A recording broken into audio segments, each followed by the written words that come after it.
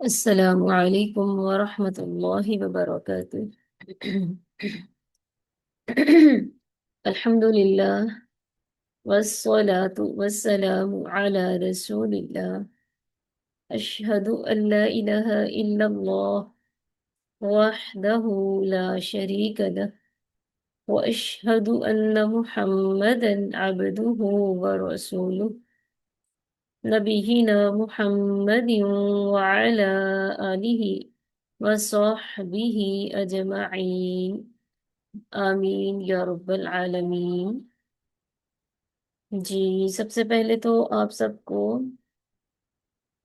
رسول اللہ صلی اللہ علیہ وسلم کی وصیت کے مطابق ملخص علوم الشریعہ کورس درس نظامی میں خوش آمدید۔ میں ہوں آپ کے ساتھ محب الدین والشریعہ کالج سے آپ کی بہن بریرہ عطا۔ اللہ تعالیٰ سے دعا ہے اللہ تعالیٰ ہمیں اس کلاس کا حق ادا کرنے کی توفیق عطا فرمائے، آمین یا رب العالمین۔ جی، آج اللہ کی توفیق سے ہم پڑھیں گے کلاس نمبر 10، جس کا جز اول ہے تفسیر القرآن الکریم۔ ہماری سورۃ البقرہ چل رہی ہے، ٹھیک ہے۔ سورۃ البقرہ میں آج ہم پڑھیں گے آیات 72 سے 82۔ آج ہم ایک رکوع پڑھیں گے، ٹھیک ہے، رکوع نمبر 9۔ تو مجھے امید ہے جتنا ہم پڑھ چکے ہیں آپ کو وہ سب سمجھ میں آیا ہے، سب یاد ہے۔ اس میں جو بھی ہمارے لیے عملی پوائنٹ ہیں، ہمارے لیے جو بھی نصیحتیں وصیتیں ہیں، اور جو بھی عبرتیں ہیں ہمارے لیے، ہم اس کے مطابق اپنی زندگی میں ضرور کچھ نہ کچھ کہیں نہ کہیں پر تبدیلی لا رہے ہوں گے۔ اللہ تعالی ہم سے قبول فرمائے، آمین۔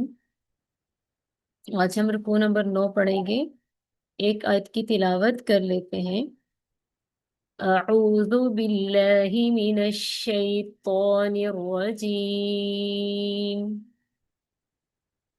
وَإِذْ قَتَلْتُمْ نَفْسًا فَادَّارَأْتُمْ فِيهَا وَاللَّهُ مُخْرِجٌ مَا كُنْتُمْ تَكْتُمُونَ۔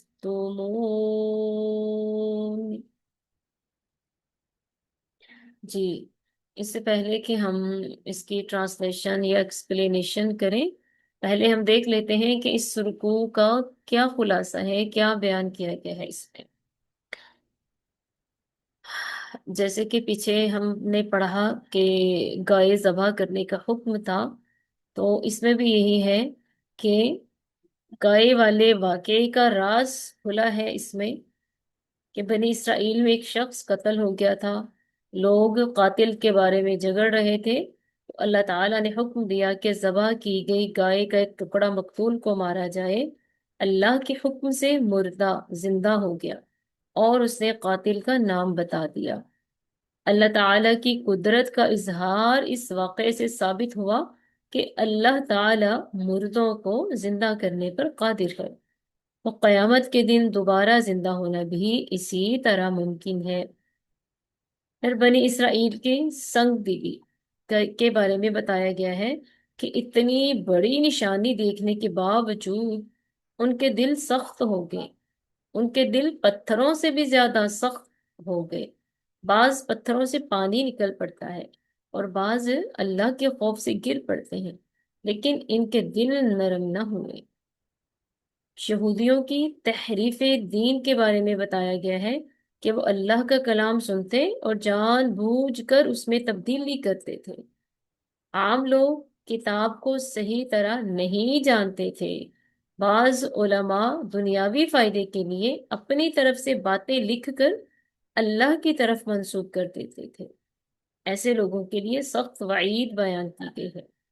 پھر جہنم کے بارے میں لوگوں کا جو غلط عقیدہ ہے اس کے بارے میں بتایا گیا ہے کہ یہودی کہتے تھے کہ جہنم میں ہمیں صرف چند دن ہی رکھا جائے گا، اللہ تعالیٰ نے ان کے اس دعوے کی تردید کی ہے، اور جنت اور جہنم کا اصل معیار کیا بتایا گیا ہے کہ جو کفر اور گناہوں میں ڈوبا رہے گا وہ جہنمی ہے، جو ایمان لائے اور نیک اعمال کرے وہ جنتی ہے۔ جنتی لوگ ہمیشہ جنت میں رہیں گے۔ اب اس رکوع میں کیا خاص باتیں ملتی ہیں؟ اس رکوع میں ہمیں یہ پتا چلا کہ مردوں کو زندہ کرنے کی اللہ تعالی کی قدرت کا بیان ہے اس میں، اور دلوں کی سختی سے بچنے کی نصیحت ہے۔ دین میں تحریف کرنے والوں کی مذمت بیان کی گئی ہے۔ اللہ پر جھوٹ باندھنے کی ممانعت ہے۔ جنت و جہنم کا معیار ایمان اور نیک اعمال ہے۔ یعنی کہ آج کا جو ہمارا سبق ہے، آیات 72 سے 82، اس میں اللہ تعالیٰ نے بنی اسرائیل کے قتل کے واقعہ، اپنی قدرت اور ان کی سنگ دلی اور ان کا دین میں تحریف کرنا اور جنت و جہنم کے حقیقی معیار کو بیان فرمایا ہے۔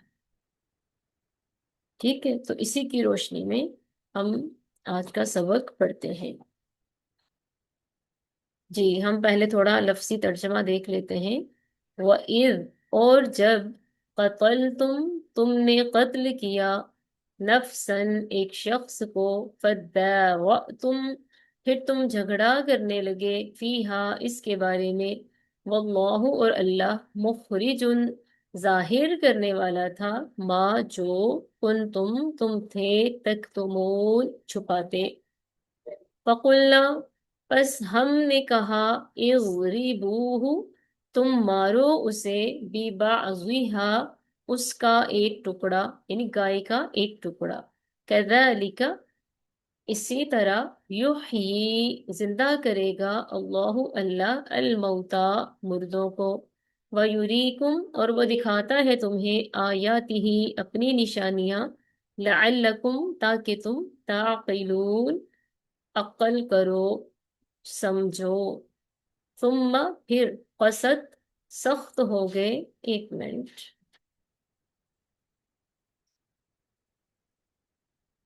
ثم، پھر، قست، سخت ہو گئے، قلوبکم، تمہارے دل، من بعد ذلک، اس کے بعد، فہی، پس وہ، کالحجارتی، پتھروں کی مانند ہیں، او، یا، اشد قسوہ، اس سے بھی زیادہ سخت، وَإِنَّ، اور بے شک، من، سے، الحجارتی، پتھر، لما، البتہ جو، یتفجر، پھٹ پڑتے ہیں، منہ، اس سے، الانہار، نہریں، وَإِنَّ، اور بے شک، منہا، ان میں سے بعض ایسے پتھر ہیں، لما، البتہ جو، یشقق،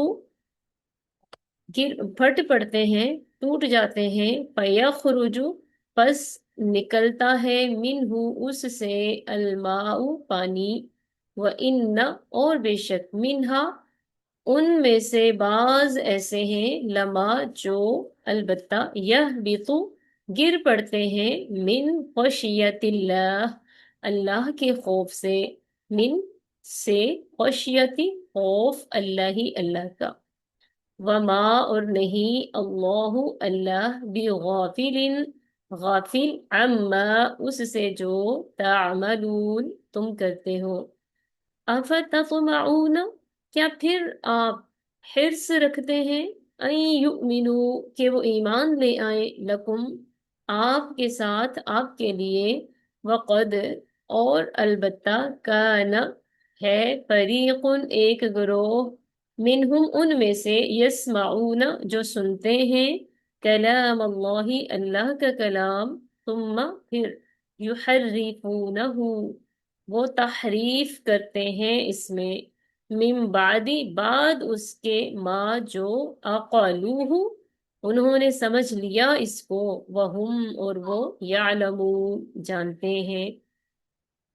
وَإِذَا، اور جب، لقوا، ملاقات کرتے ہیں، الذین آمنوا، ایمان والوں سے، قالوا، کہتے ہیں، آمنا، ہم ایمان لائے، وَإِذَا، اور جب، خلا، علیحدہ ہوتے ہیں، بعضهم الی بعض ایک دوسرے کی طرف، بعضهم بعض ان کے الی بعض دوسرے کی طرف، یعنی ایک دوسرے کی طرف آپس میں، قالو انہوں نے کہا، اتحدثونہم کیا تم باتیں بتاتے ہو انہیں، بما اس کی جو فتح کھول دیا، بیان کر دیا، واضح کر دیا، اللہ اللہ نے، علیکم تم پر، لیحاجوکم تاکہ وہ حجت پکڑ لائیں تمہارے لیے، بھی اس کے ذریعے، عند ربکم تمہارے رب کے ہاں، افلا تعقلون کیا پھر بھی تم عقل نہیں کرتے،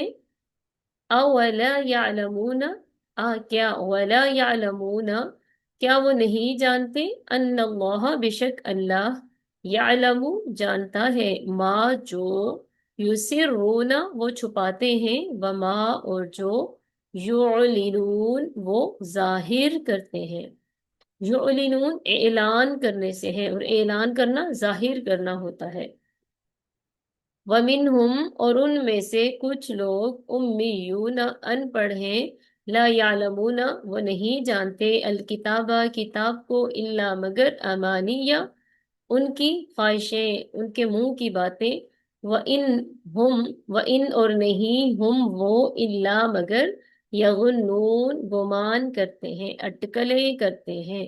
اب یہاں دیکھیں، ان اور یہاں پہ الا آ رہا ہے، جہاں بھی یہ دو چیزیں ایک جگہ پہ اکٹھی ہو رہی ہو نا، ان اور الا، تو وہاں ان کا معنی ہوتا ہے نہیں، ٹھیک ہے، ان وہاں پر منفی لیا جاتا ہے، نیگیٹو کے طور پہ، ویسے کہیں پر ان کا معنی اگر، اگر بھی لگایا جاتا ہے، لیکن اگر ان کے بعد اسی آیت میں لفظ الا آ جائے تو پھر ان نیگیٹو کے معنی میں ہوتا ہے، ٹھیک ہے، اس کا معنی ہو جاتا ہے نہیں۔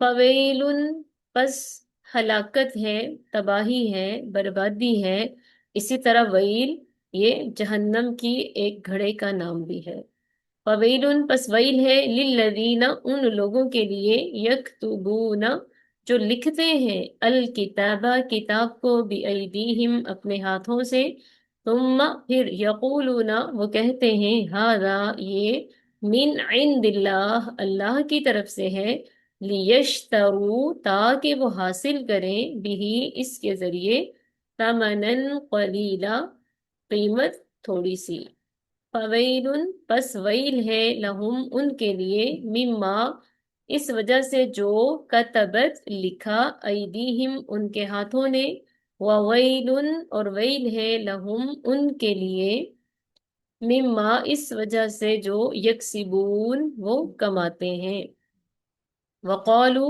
اور وہ کہتے ہیں، لن تمسنا ہرگز نہیں ہمیں چھوئے گی، النار آگ، جہنم کی آگ، الا مگر، ایامن دن، معدودہ چند، گنتی کے دن، قل اے نبی آپ کہہ دیجئے، اتخذتم کیا تم نے لیا ہے، عند اللہ اللہ کے ہاں سے، عہدن کوئی عہد، کوئی وعدہ، فلن یخلف پس ہرگز نہیں خلاف کرے گا، اللہ اللہ، عہدہ اپنا وعدہ، ام یا پھر، تقولون تم کہتے ہو، علی اللہ اللہ پر، ما جو، لا تعلمون تم نہیں جانتے، بلا کیوں نہیں، من جس نے، کسب کمائی، سیئتن کوئی برائی، وَأَحَاطَتْ اور گھیر لیا اس کو، بھی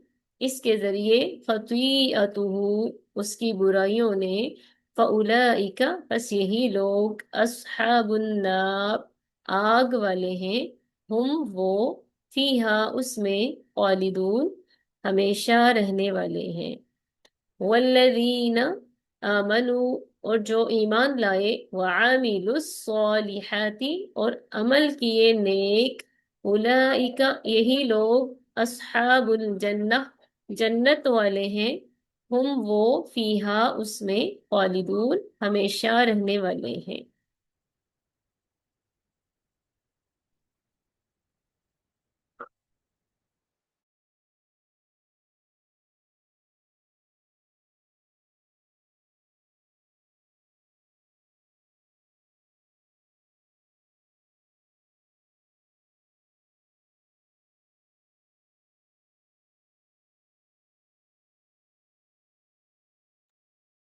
جی،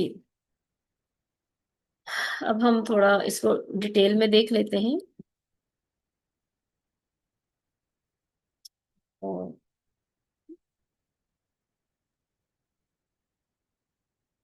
جی،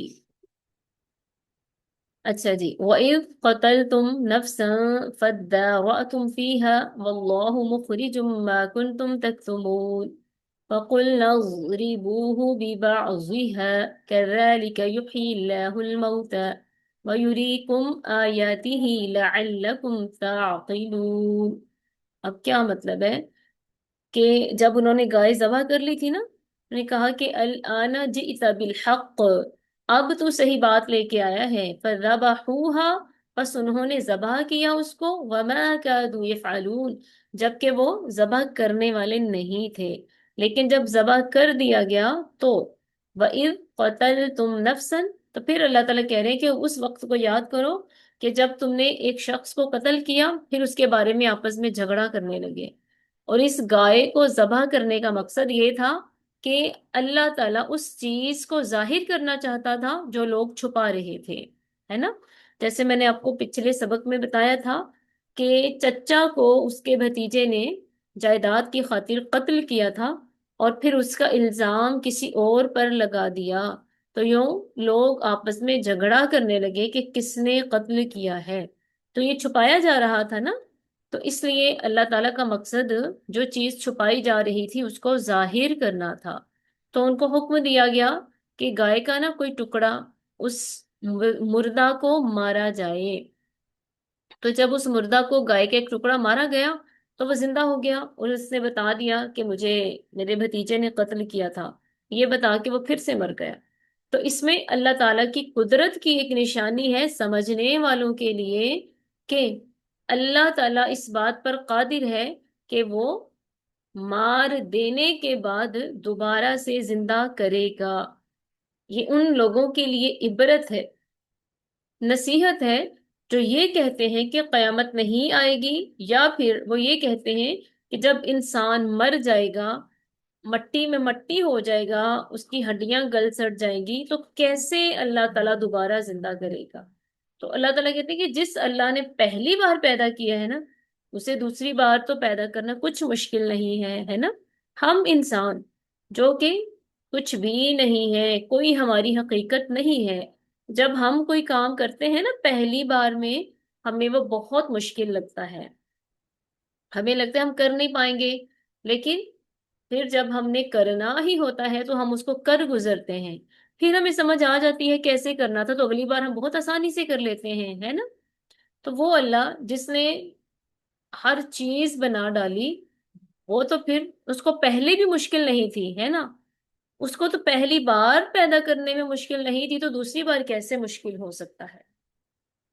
وہ تو ہے نا کہ اللہ تعالیٰ کسی بھی چیز کا ارادہ کرتا ہے تو وہ کہتے ہیں کن تو فیکون، ہو جا تو وہ ہو جاتی ہے. تو یہ ہمارے لیے اس میں نصیحت ہے، ہر کسی نے مر جانے کے بعد اللہ کے ہاں زندہ ہونا ہے، اپنے اعمال کا حساب کتاب دینا ہے. اس لیے ہمیں دنیا کی زندگی ایسے گزارنی ہے کہ جب ہمیں اللہ کے سامنے کھڑا ہونا پڑے تو ہماری نیکیوں کا پلڑا بھاری رہے، تاکہ ہم جہنم کی آگ سے بچ سکیں. اسی لیے اللہ تعالیٰ کہہ رہے ہیں وَيُرِيكُمْ آيَاتِهِ لَعَلَّكُمْ تَعْقِلُونَ، کہ اللہ تعالیٰ تمہیں اپنی نشانیاں دکھا رہا ہے تاکہ تم عقل کرو، ہے نا. کہ تم اس بات پر یقین رکھو کہ قیامت بھی آنی ہے، اور اللہ تعالیٰ مردوں کو زندہ کرنے پر بھی قادر ہے. لیکن اتنی بڑی نشانیاں دیکھنے کے باوجود بھی وہ لوگ سیدھے نہیں ہوئے. تو ان کے بارے میں اللہ تعالیٰ کہہ رہے ہیں ثم قست قلوبکم من بعد ذلك، اس کے بعد بھی، اتنی بڑی نشانی کے بعد بھی تمہارے دل سخت ہو گئے، اتنے سخت جیسے کوئی پتھر ہوتا ہے، بلکہ پتھروں سے بھی زیادہ سخت. کیونکہ آگے اللہ تعالیٰ پتھروں کی صفات بیان کر رہے ہیں کہ پتھر کس قسم کے ہوتے ہیں. وَإِنَّ مِنَ الْحِجَارَةِ، کہ پتھروں میں سے کچھ پتھر ایسے ہوتے ہیں کہ ان میں سے تو نہریں ہی جاری ہو جاتی ہیں. وہ پیچھے یاد ہے نا، ہم نے پڑھا تھا موسیٰ علیہ السلام کی قوم کے بارے میں کہ جب وہ صحرا میں تھے، وادی سینا میں تھے، وہاں کچھ بھی نہیں تھا ان کے پاس، البتہ ان کے پاس ایک پتھر تھا مستطیل نما مربع شکل میں، جس کے چار کونے بنے ہوئے تھے۔ تو موسیٰ علیہ السلام نے وہاں پہ اپنا عصا مارا، تو وہاں ہر ایک کونے سے تین تین چشمے پھوٹ پڑے تھے، ہے نا؟ تو یوں پتھروں سے پانی نکل آیا۔ تو یہی اللہ تعالیٰ کہہ رہے ہیں کہ پتھر تو اس طرح کے ہوتے ہیں کہ وہاں سے نہریں چل پڑتی ہیں، پانی نکل آتا ہے، اور کچھ پتھر تو ایسے ہوتے ہیں کہ جو اللہ کے خوف سے ہی گر پڑتے ہیں۔ کبھی دیکھا ہے اونچے اونچے پہاڑ ہوتے ہیں نا، تو پہاڑوں سے پتھر لڑھک کے زمین کی طرف آ رہے ہوتے ہیں، ہے نا؟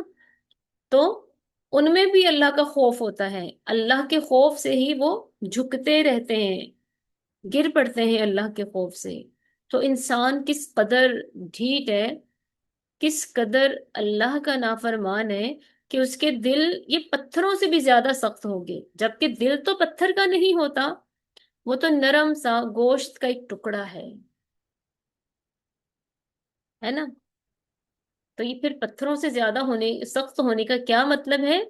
کہ وہ اس قدر ہٹ دھرم ہے کہ ایمان نہیں لانا چاہتے، کہ اللہ تعالیٰ کہہ رہے ہیں وَمَا اللَّهُ بِغَافِلٍ عَمَّا تَعْمَلُونَ، کہ تم جو کچھ بھی کرتے ہو، اللہ تعالیٰ کسی بھی چیز سے بے خبر نہیں ہے۔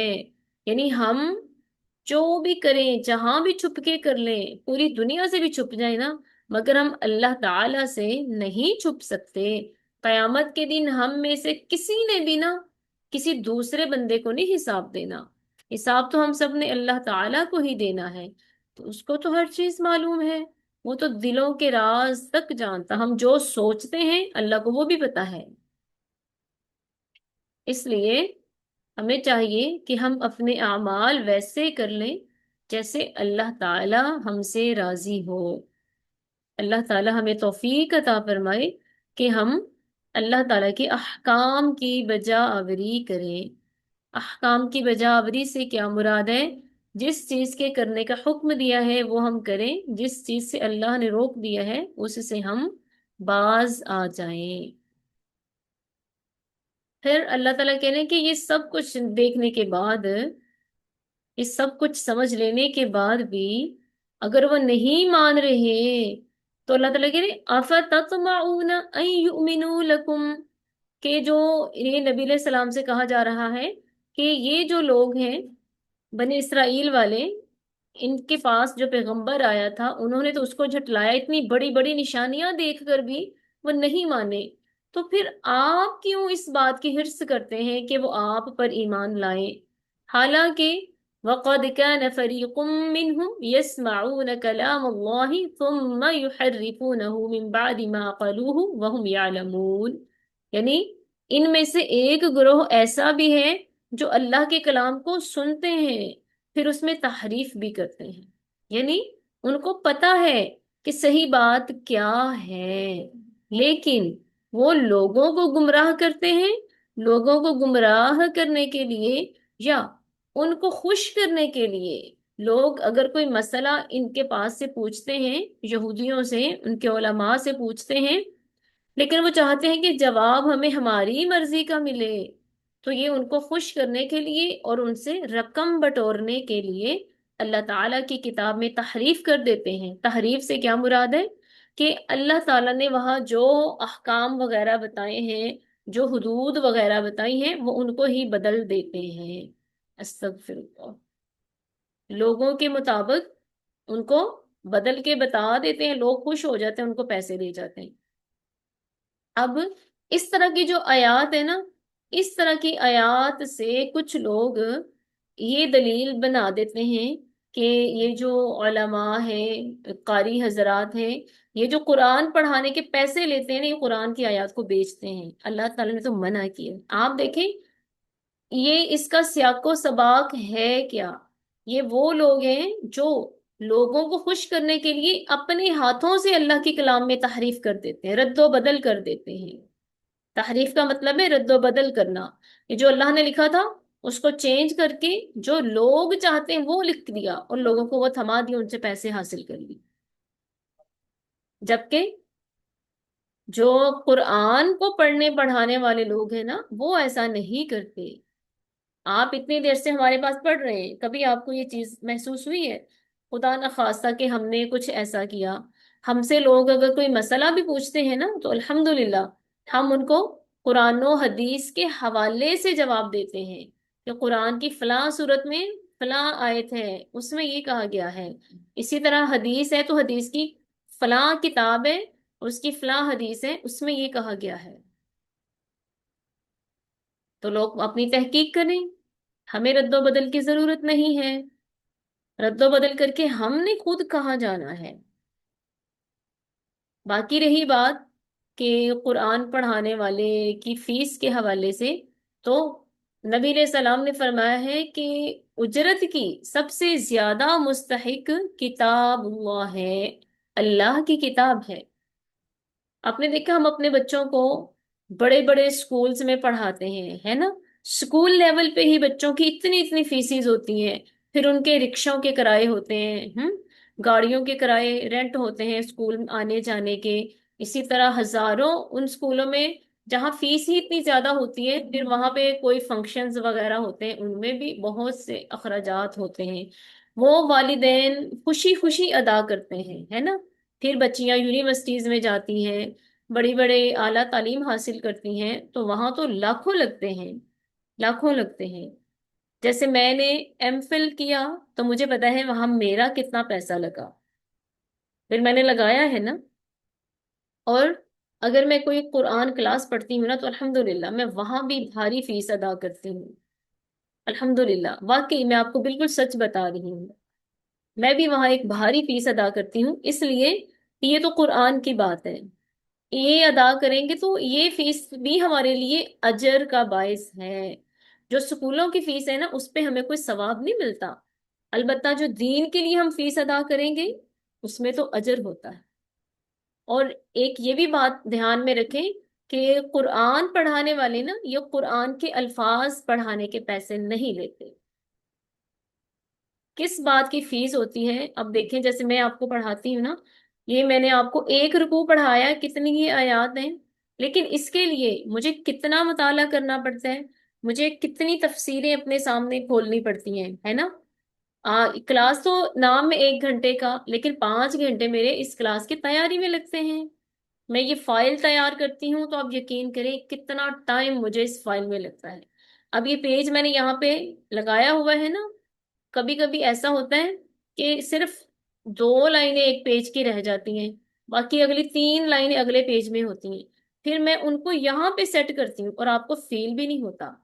یہاں سے باہر نکلی ہوتی ہیں یہ لائنیں، یہاں سے ایسے میں وہاں پہ چھوٹی چھوٹی وہ شیپس ہوتی ہیں وہ یہاں پہ لگاتی ہوں، پھر اس کو رنگ دیتی ہوں، پھر ان کی آؤٹ لائن ختم کرتی ہوں تاکہ یہ ایک ہی پیج لگے. اگر میں سیدھا سیدھا سارا کچھ کرتی رہوں گی نا اچھا نہیں لگتا پھر. تو یہ تو قرآن کا کام ہے نا، تو کام بھی اچھے انداز میں ہونا چاہیے. تو ان ساری چیزوں کو پھر ٹائم لگتا ہے. کبھی کبھی ایسا بھی ہوتا ہے فائل پوری تیار ہو جاتی ہے اور اچانک سے کچھ غلط ہاتھ لگتا ہے، فائل ختم، وہ دوبارہ سے سارا تیار کرو اس کو. ہم تو اتنا ٹائم فائل بنانے میں لگتا ہے. پھر ہم مطالعہ کرتے ہیں، پھر جب ہم نے پڑھنا ہوتا ہے نا ہمیں سیپریٹ روم چاہیے ہوتا ہے، وہاں ہماری علیحدہ سے پنکھے چلتے ہیں، لائٹس چلتی ہیں. کلاسیں پڑھانی ہے تو ہمیں سیپریٹ روم چاہیے ہوتا ہے، علیحدہ سے ہمارے یہ اخراجات ہوتے ہیں. پھر ہم بھی انسان ہیں تو ہمیں کچھ کھانے پینے کو بھی ملے گا تو ہی ہم کام کر سکیں گے. اور پھر ہم پیشنٹ بھی ہیں، بیمار بھی ہوتے انسان ہیں، اس کے لیے بھی ہمارے مطلب بڑی بڑے نا ڈاکٹرز کے پاس جانا ہو تو فیسز وغیرہ میڈیسن وغیرہ آپ کو پتہ ہے سب کچھ آج کے دور میں کس قدر ایسے ہر چیز ہے. تو ظاہر ہے اگر ایک پڑھانے والا وہ تندرست رہے گا تو ہی پڑھا پائے گا نا. اب جیسے میں آپ کے لیے کام کر رہی ہوں، حالانکہ اس وقت بھی میرے سر میں شدید درد ہے، میں نے رات بھی 400 کی 2 ٹیبلٹس منگوائی اور ساتھ میں نے سلیپنگ پلس لی. اس قدر میرے سر میں درد ہوتا ہے کہ میری بس ہو جاتی ہے، پھر نیند بھی نہیں آتی. اسی طرح صبح پھر میں نے وہی کام کیا کہ میری کلاس تک میری طبیعت کچھ بہتر ہو جائے، لیکن اس وقت بھی میرے سر میں درد ہے اور میں اسی درد کے ساتھ آپ کو پڑھا رہی ہوں. کیونکہ میں نے سوچا کہ یہ درد تو میری زندگی کا ایک حصہ ہے. اب اس درد پہ میں اللہ تعالی کے دین کو ترجیح دینا چاہتی ہوں، میں اپنے دل میں قرآن کا درد رکھتی ہوں، اس لیے میں لگی ہوئی ہوں۔ تو آپ کو پتا ہے اس حال میں پڑھنا، مطالعہ کرنا یہ بہت ٹف ہے، لیکن پھر بھی اللہ کی خاطر کر رہے ہیں۔ تو لوگ سمجھتے ہیں شاید ہم قرآن کے الفاظ پڑھانے کی قیمت لے رہے ہیں، اللہ ہمیں معاف کرے۔ اگر ہم اس الفاظ پڑھانے کی بھی قیمت لیں نا، شریعت ہمیں اجازت دیتی، کچھ نہیں کہتی، لیکن ہم اس کی نہیں لیتے۔ جو چیزیں میں نے آپ کو بتائی ہیں نا، اس کے لیے ضرورت تو پھر ہوتی ہے، ظاہر ہے۔ اب جس بندے نے پورا دن کام ہی یہ کرنا ہوئے اور اس کے پاس کچھ ہو نہ، تو وہ کیا کرے گا؟ ابھی ہماری ڈیوائسز ہیں بیٹا، یہ خراب ہوتی ہیں نا تو ان پہ بھی پیسہ لگتا ہے، 5,000 5,000 ان پہ ہی لگ جاتا ہے۔ ہم کہاں سے لگائیں گے اگر ہم کوئی فیس نہیں لیں گے؟ تو فیسوں کے یہ مقصد ہوتے ہیں، اور پھر یہ تو بنتا بھی ہے نا، اور ہم کوئی لاکھوں کے حساب سے تو لیتے بھی نہیں ہیں۔ اگر یہاں پر اس کلاس کی فیس منتھلی 4,000 ہے، تو آپ بتائیے کہ 6 مہینے میں یہ کتنی فیس بن جائے گی؟ جبکہ ہم یونیورسٹی لیول پہ ہوں تو ایک سیمسٹر کی فیس میں نے خود 70,000 ادا کی ہوئی ہے، ایک ایک سیمسٹر کی فیس۔ وہ تو اکیلی فیسیں ویسیں ہوتی ہیں نا، پھر وہاں اور بھی کتنی چیزیں ہوتی ہیں، نوٹس وغیرہ ہو گئے، یہ وہ ایسے۔ پھر جب تھیسس لکھا اس پہ اتنا پیسہ لگا، اتنا پیسہ لگا، سمجھ نہیں آتی کہ بندہ کہاں پہ جائے۔ وہاں پہ سب لوگ خوشی سے پیسہ لگاتے ہیں، جہاں پہ بات قرآن کی آتی ہے تو ہمیں یہ دلیلیں ملتی ہیں کہ قرآن میں تو ایسے ایسے ہے کہ اللہ تعالیٰ تو کہتے ہیں کہ قرآن کو بیچا جاتا ہے تو یہ غلط ہے، اللہ تعالیٰ تو اس سے ناراض ہوتے ہیں۔ وہ لوگ یہ بات کرتے ہیں جن کو ان آیات کا سیاق و سباق ہی معلوم نہیں ہے، وہ کس کے لیے ہے۔ ورنہ تو ایک قافلہ مسلمانوں کا، صحابہ کرام رضی اللہ تعالی عنہم کا، وہ لوگ کہیں سفر پر تھے، تو راستے میں زیادہ راہ ختم ہو گیا ان کا کھانے پینے کا سامان، تو انہیں بھوک لگی ہوئی تھی۔ انہوں نے ایک وادی میں اترے اور وہاں کے لوگوں سے کہا کہ ہماری مہمان نوازی کیجیے، کچھ کھانے کو دیجیے۔ لوگوں نے انکار کر دیا۔ اسی اسنا میں ان کے سردار کو سانپ نے یا بچھو نے، اب یہ گڑمڑ ہو گیا میرے ذہن میں، ان دو چیزوں میں سے کسی ایک چیز نے ڈس لیا۔ تو وہ بھاگے بھاگے ان کے پاس آئے کہ آپ میں سے کوئی ایسا ہے جو ہمارے سردار کا علاج کر دے، ان کو نا ڈس لیا گیا ہے۔ تو صحابہ کرام میں سے کچھ صحابی گئے، انہوں نے دم کیا سورت فاتحہ پڑھ کے، بلکہ جانے سے پہلے انہوں نے شرط رکھ لی کہ آپ ہمیں 40 بکریاں دیں گے تو پھر ہم علاج کریں گے۔ انہوں نے کہا ہمیں منظور ہے، بس آپ علاج کر دیں۔ تو صحابی گئے، غالباً ابو سعید خدری رضی اللہ تعالی عنہ، انہوں نے سورت الفاتحہ پڑھ کر دم کیا، تو ماشاءاللہ سے ان کا سردار ان کا اچھا بھلا ہو گیا۔ پھر انہوں نے 40 بکریاں دی ان کو۔ پھر صحابہ کرام آپس میں کہنے لگے کہ پتہ نہیں یہ ٹھیک تھا یا نہیں، جب اللہ کے نبی کو پتہ چلے گا تو شاید وہ ناراض ہو جائیں گے کہ ہم نے کلام اللہ پر اجرت لی ہے۔ تو جب وہ نبی علیہ السلام کے پاس کے ان کو یہ واقعہ بتایا، آپ ان پہ ناراض نہیں ہوئے، غصہ نہیں کیا، ہاں تم نے یہ کیا کیا، تم نے اللہ کی آیات کو بیچ دیا، اس پہ قیمت حاصل کر لی۔ بلکہ پتہ ہے آپ نے کیا کہا تھا؟ آپ نے کہا یہ بہت اچھا کیا، اس میں میرا بھی حصہ رکھنا۔ سبحان اللہ! حالانکہ سورت الفاتحہ کی اجرت تھی، تو آپ نے فرمایا اس میں میرا بھی حصہ رکھنا۔ اور آپ نے فرمایا کہ اجرت کی سب سے زیادہ مستحق جو چیز ہے وہ کتاب اللہ ہے، اور کتاب اللہ سے مراد قرآن مجید ہے۔ اور آپ کو پتہ ہے قرآن مجید کے ان کلمات میں تو کوئی تحریف کر بھی نہیں سکتا، اللہ تعالیٰ نے اس کی حفاظت کا ذمہ ہی خود لے لیا نا۔ انا نحن نزلنا الذکر وانا له لحافظون، بے شک ہم نے ہی اس ذکر کو نازل کیا ہے اور ہم ہی اس کی حفاظت کرنے والے ہیں۔ تو جس کی حفاظت اللہ کرنے والا ہو، اسے دنیا کی کوئی چیز نقصان نہیں پہنچا سکتی۔ اس لیے ان باتوں کو سمجھنے کی ضرورت ہے۔ لوگ کہتے ہیں کاروبار بنا لیا، کاروبار بنا لیا، تو حتیٰ کہ مجھے بھی کسی نے یہ بات کہی کہ آپ نے تو کاروبار بنا لیا۔ میں نے کہا نہیں، اگر میں نے کاروبار بنا لیا، جو مجھے کہے کہ میں نے کاروبار بنایا ہے، اس کا مطلب ہے وہ بندہ یہ سمجھتا ہے کہ نبی علیہ السلام نے کاروبار بنا لیا تھا۔ پھر میں وہ واقعہ پیش کرتی ہوں. آگے بھی ہم پڑھیں گے نا، آگے بھی اس بارے میں آیات ہیں کہ جو اللہ کے دین کا کام کرتے ہیں ان کے لیے ان کی مدد کرنی چاہیے، ان کو دینا چاہیے، روکنا نہیں چاہیے. وہ نہ بھی مانگے تو بھی دیا جائے. تو میں نے کہا کہ اگر آپ نے کاروبار نہیں بنایا تو آپ بالکل فری کام کریں، تھوڑی بھی قیمت نہ لیں. تھوڑی کیوں لینی ہے پھر اگر کاروبار نہیں بنانا تو اللہ کا شکر ہے ہم نے کاروبار بنایا بھی نہیں ہے. اگر ہم کاروبار بناتے ہیں نا تو ہم آپ کو کہتے کہ گھنٹہ تو کلاس کا ہے نا، تو جو 5 گھنٹے ہماری کلاس سے پہلے لگتے ہیں اس کی بھی فیس دیں. ایسا تو کبھی نہیں ہوا نا، ایسا ہم نے کبھی نہیں کہا الحمدللہ. لیکن لگتا ہمارا اتنا ہی ٹائم ہے. آپ کو پتا ہے جب یہ کلاس بند ہوتی ہے نا، اس کی ریکارڈنگ، پھر اس کی ریکارڈنگ جو ہے وہ ویڈیو میں کنورٹ ہوتے میں بھی ٹائم لیتی ہے، مجھے اس کے لیے بھی رکنا پڑتا ہے. پھر اگر یوٹیوب پہ لگانی ہے اس پہ بھی ٹائم لگتا ہے، اگر آپ کو گروپ میں شیئر کرنی ہے اس پہ بھی ٹائم لگتا ہے. آدھا پونا گھنٹہ میرا کلاس کے بعد بھی اس پہ لگتا ہے.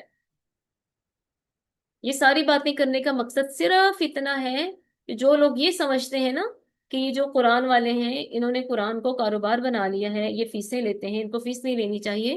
تو فیس ہم قرآن کے کلمات پڑھانے کی تو لیتے ہی نہیں ہیں. صحیح ہے نا؟ یہ ان کے بارے میں ہے جو تورات وغیرہ میں تحریف کرتے تھے، اللہ تعالی کے احکام کو اپنے ہاتھوں سے بدل ڈالتے تھے. اور بیچارے جو لوگ جاہل عوام ہوتی ہے تو وہ تو یہی سمجھتی ہے نا، ظاہر ہے. اب ہم لوگ بھی، ہمیں کوئی مسائل ہوتے ہیں تو ہم ظاہر اپنے علماء سے ہی پوچھیں گے نا. ہم اپنے علماء پر ہی اعتماد رکھتے ہیں، تو جو وہ کہتے ہیں وہ کر لیتے ہیں. جس کو پتا ہوتا ہے کہ ہاں بات کس طرح سے اور عالم نے کیسے بتائی ہے وہ تو سمجھ لیتا ہے، تو وہ صحیح بات ہی رکھے گا، عالم کی غلط بات کو چھوڑ دے گا. اور جن کو نہیں پتا، جو خود قرآن و سنت کا علم حاصل نہیں کرتے، پھر ان کو پتا نہیں چلتا. وہ کہتے ہیں ہاں جو عالم نے کہا وہی صحیح ہے، وہ چاہے غلط بھی ہو تو اس کو فالو کر لیتے ہیں پھر. تو یہ تو ان کی اپنی جہالت ہے جنہوں نے قرآن و سنت کو نہیں سیکھا. اب یہاں اللہ تعالیٰ کہہ رہے ہیں کہ وہ اس میں تحریف کرتے ہیں اس کے بعد بھی کہ وہ سمجھتے ہیں اس کو. من بعد ما عقلوہ، اس کے بعد بھی جو انہوں نے سمجھا اس کو، وہم یعلمون، جبکہ وہ اس کا علم بھی رکھتے ہیں، اس کو جانتے بھی ہیں. تو یہ بات ان لوگوں کے لیے کہ یہ قیمت وصول کرتے ہیں. تو ظاہر ہے اللہ کے کلام میں رد و بدل کر کے قیمت لینا اگر آج کے دور میں بھی ایسا ہوگا تو وہ غلط ہوگا. پھر اس کے کلاس کے لیے جتنے بھی گھنٹے لگے نا وہ غلط، یہ سب حرام ہوگا اس کے لیے. اللہ تعالیٰ ہمیں بھی ہدایت دے رکھے. اور خیر سے یہ کتاب ویسے بھی اللہ کی حفاظت میں کوئی کر بھی نہیں سکتا کلمات میں، البتہ اس کی ایکسپلینیشن میں، اس کی ٹرانسلیشن میں لوگ کرتے ہیں. لیکن جو لوگ پھر خود غور و فکر کرتے ہیں نا ان کو سمجھ آ جاتی ہے کہ یہ آیت ہمیں کیا کہنا چاہ رہی ہے اور بتانے والے نے اس کا کیا مفہوم بتایا ہے نا. اب جیسے ہمیں اسکول سے کام ملتا ہے نا، تو ہم محض اسکول کے کام پر ہی تو نہیں رہتے نا، ہم گھر جا کے اس کام کو کرتے ہیں، غور و فکر کرتے ہیں. ہمارے پاس ہینڈ بکس ہوتی ہیں ہے نا، ہم ان سے مدد لیتے ہیں تو ہمیں اندازہ ہوتا ہے کیسے ہوا. اسی لیے بعض اوقات ہمیں یہ بھی پتہ چل جاتا ہے کہ میتھ کا کوشچن تو اس طرح سے تھا، اس کا آنسر تو یہ تھا، تو ٹیچر نے غلط کروا دیا ہے نا. ٹیچر نے غلط کروا دیا.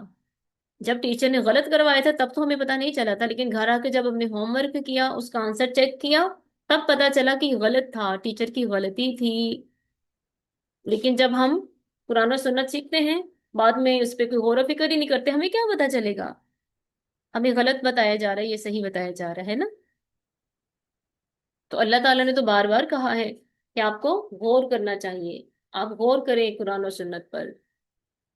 تو پھر کرنا بھی چاہیے.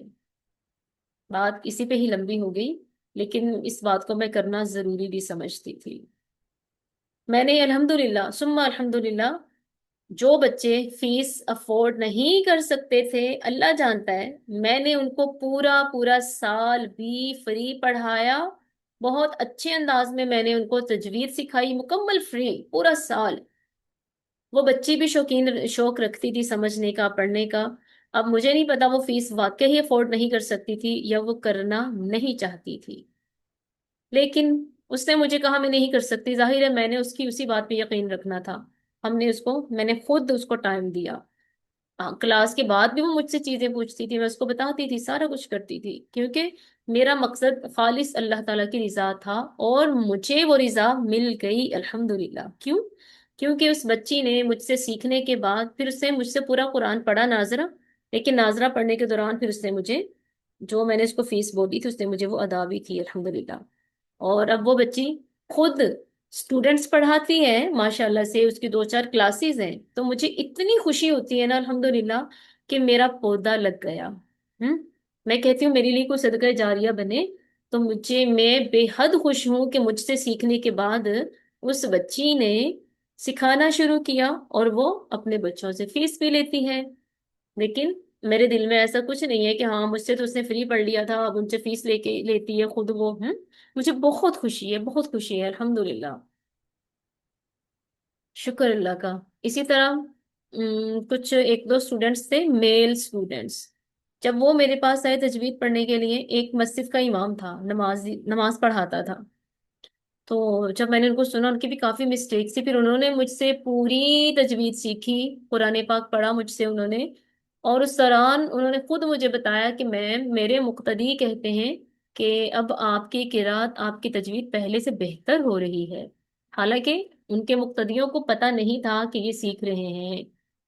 और इसी तरह दूसरे शख्स ने मुझे कहा, मैम, मैं पहले भी मसाजिद में जाता था, बच्चों के टेस्ट वगैरह लेता था, तो मुझे आइडिया ही नहीं था, हम तो बच्चों को ऐसे नंबर लगा देते थे। वो शख्स वहां बैठा हुआ टेस्ट लेने गया हुआ था, वहां से मुझे मैसेज कर रहा कि मैम, मैं तो यहाँ बैठ के रो रहा हूँ, मैं पहले भी यहाँ आता था, मुझे आइडिया ही नहीं था। लेकिन आपसे सीखने के बाद मुझे समझ ही नहीं आ रही मैं यहाँ बच्चों को क्या नंबर दूं। आज मुझे पता चला कि कुरान को कैसे पढ़ा जाता है।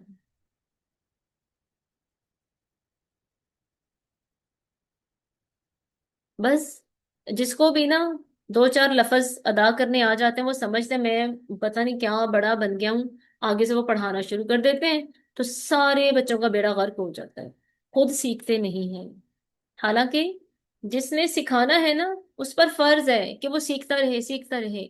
ये कुरान है ना, हम तफसीर पढ़ रहे हैं ना, हम इसको बीसियों बार भी पढ़ा लें ना, इसकी तफसीर बीसियों बार भी पढ़ा लें, फिर भी हम पर फर्ज है। हमने जब भी नई क्लास पढ़ानी है, हम नया मुताला करेंगे, ये हम पे फर्ज है। और मैं अल्हम्दुलिल्लाह, नाजरा जो मैं पढ़ती हूँ, तजवीद मैंने पढ़ी, नाजरा पढ़ा, और उसमें मुझे अल्हम्दुलिल्लाह इजाज़ा भी मिला। यानी मुझे ये इजाज़त मिली कि मैं आगे पढ़ाऊं, मैं बच्चों को सर्टिफिकेट दे सकती हूँ, मैं उन पे साइन कर सकती हूँ अपने। और मैं कोई बच्चा अगर बहुत अच्छा है, जिसको हर चीज़ पता चल चुकी, मैं उसको इजाज़त दे सकती हूँ कि आप आगे पढ़ाएं। लेकिन इसके बावजूद मैं खुद अभी तक भी सीखती हूँ। हत्ता कि मेरे पास जो बच्चे पढ़ते हैं ना, नाजरा वगैरह, मुझे लगे कि इनकी ऐसे ऐसे गलतियां, इनको कैसे बताना है, मैं पहले अपने उस्तादों को थोड़ा सा उनका सबक रिकॉर्ड कर लेती हूँ, फिर मैं अपने उस्तादों को भेजती हूँ, मैं उनसे कहती हूँ कि प्लीज मुझे यहाँ रहनुमाई दीजिए। तो अल्हम्दुलिल्लाह वो मुझे रहनुमाई देते हैं।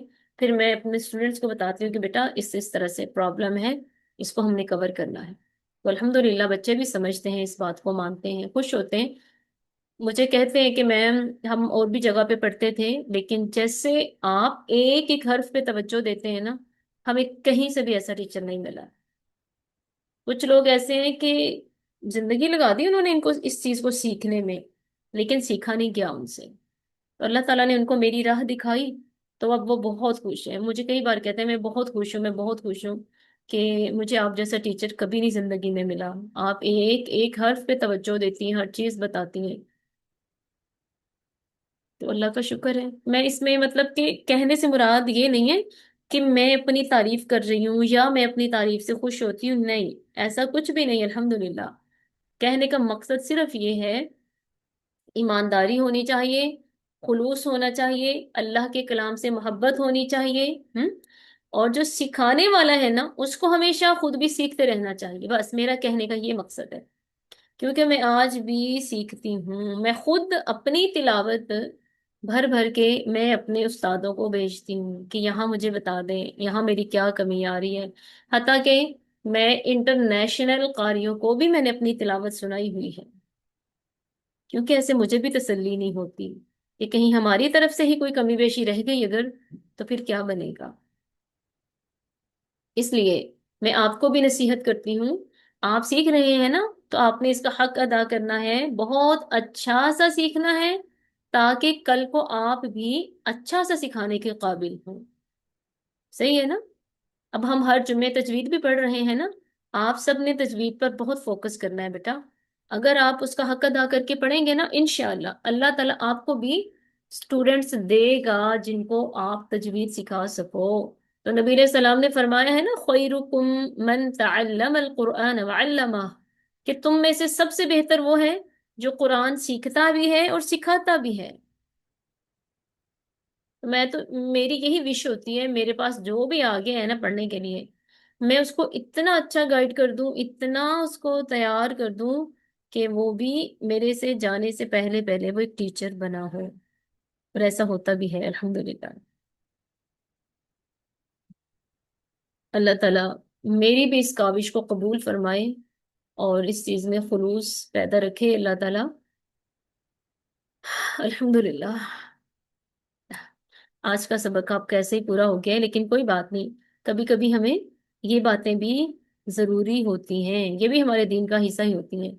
सहाबा कराम रजी अल्लाह तआला अन्हुम फरमाते हैं कि जब हम नबी अलैहि सलाम के पास कुरान पढ़ते थे ना, हम पहले अदब अदाब सीखते थे, फिर हम कुरान पढ़ते थे, है ना।